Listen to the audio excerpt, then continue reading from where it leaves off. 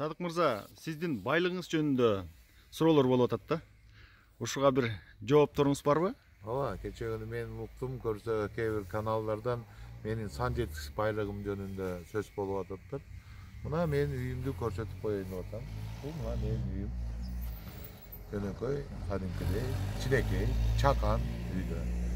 Негизи эле ушул айылды салып атканда биз мына карасаңар эч кандай забор жок, эч кандай забор жок. Себеп дегенде биз чогулуп алып мынтип чечишкенбиз. Кел ушул заборго кеткен акчаны бир бөлүгүн асфальтка жумшайлы, Жол салалы. бир бөлүгүн жол салалы, бир бөлүгүн электричествого жумшайлы, бир бөлүгүн сууга жумшайлы.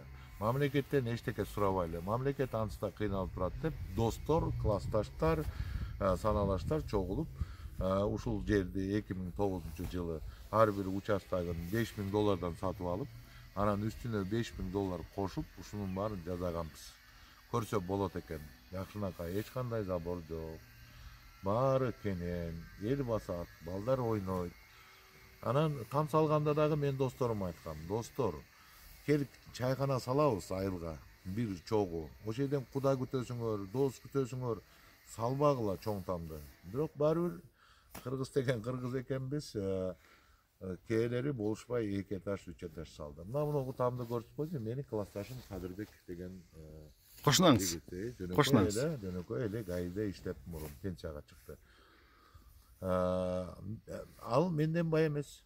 Байлыгы боюнча карап келсек, жакшынакай уул кыздарын өстүрүп атат. Сулуу. Биздин айылдын сулуу кыздары дайыма Аяшата деп чуркап келишет. Бирок мен да классташыма айтам, досума: "Ай, эмне кыласың чоң там салып? Кыйналасың. Эл эмне деп айтат? Мен куда күтөм." Деп анан тамды салып 3 жыл, 4 жыл кыйналды да, ошол тыйыны боюнча.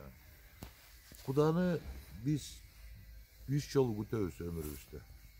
Мен да куда күттүм. Бирок бул айылга биз чайкана жасап койгонбуз. Ошол жерден эле күтүш керек. Биз куда деп чоң залды салып алып туруп, өмүрүбүздө ал залга кирбейбиз дагы.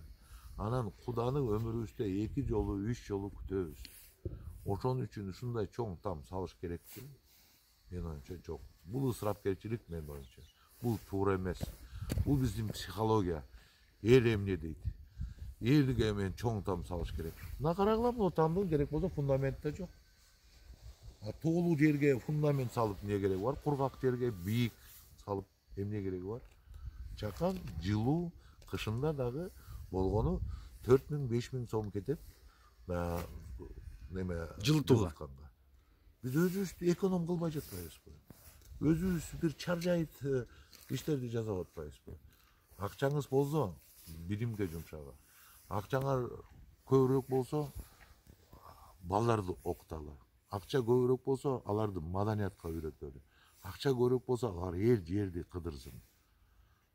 Анан өзлөрүнө чыгаан мыкты кругозору бийик болгон балдар өсүп чыгат. Акчаны тамга жумшабагыла. Ал там баары бир эскерет. Биз ойлойбуз, биз салган тамга бала чакабыз жашайт деп. Бала чакабыз жашабайт биз салган тамга. Алар өзлөрүнүн жаңы башка технология менен салган тамдарында жашайт. Сиздин салган тамыңыз сиз өзүңүз эле жашайсыз. Мына ушундай.